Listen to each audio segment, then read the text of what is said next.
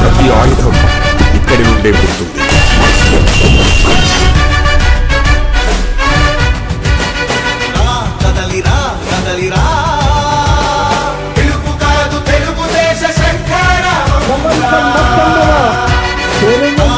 కన్నా ముందు బిడ్డగా కీర్తింపబడినటువంటి వ్యక్తి మన నారా చంద్రబాబు నాయుడు గారికి శ్రీకాకుళం జిల్లాలో స్వాగతం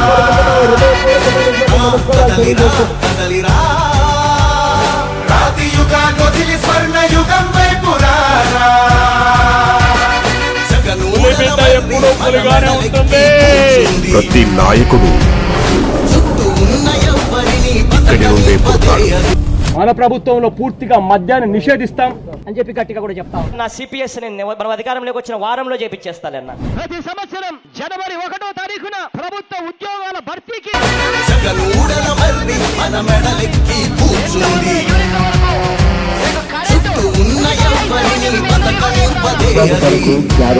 విజయవాడలో క్యాపిటల్ సిటీని పెట్టడం మనస్ఫూర్తిగా మేము ఆహ్వానిస్తున్నాం. ప్రతి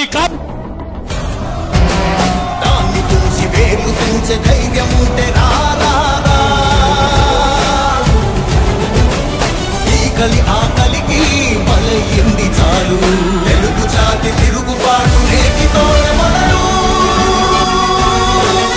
కదలిరా కదలిరా కదలిరా కదలిరా కదలిరా కదలిరా. ఆగిపోతాడనుకున్నారు కానీ అగ్గి పెట్టేశాడు.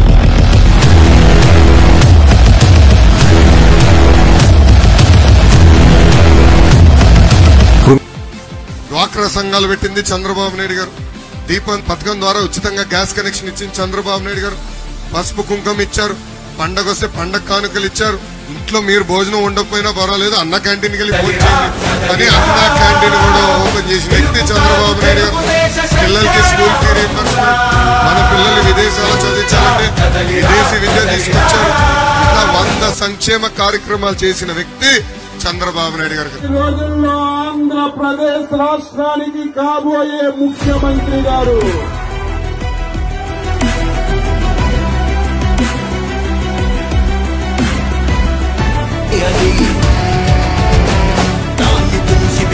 ఈ సందర్భంగా మీ అందరికీ పన్ను రద్దు చేస్తాం. మద్యం పైన దోపిడీ అరికడతాను. ఉచిత ఇసుక ఇస్తాం. రైతు సబ్సిడీ తిరిగి ప్రారంభిస్తాం. కరెంటు బాధలు నివారిస్తాం. పెట్రోల్ ధరలు నియంత్రణ చేస్తాం. మళ్ళా పేదవాడి ప్రభుత్వం వస్తుంది.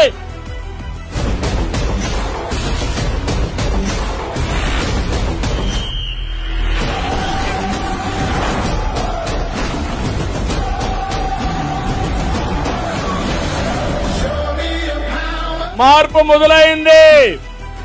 మనం హుద్హుద్ తుఫాను చూసాం, తిత్లీ తుఫాను చూసాం. ఈసారి వచ్చే రాజకీయ తుఫానుకి ఇది నాంది. కృంగిపోతాడనుకున్నారు కానీ పూసాలు కదిలించాడు. తండ్రి చాటు బిడ్డ అనుకున్నారు కానీ ప్రజల బిడ్డగా ఎదిగాడు. రాముడు అనుకుని ఒక్క అడుగు ఇస్తే విశ్వరూపంతో కబలించేశాడు. జై తెలుగుదేశం, జై చంద్రబాబు నాయుడు. 2024 గెలుపు మనదే. తెలుగుదేశం జనసేన గెలుపును ఎవరు ఆపలేరు.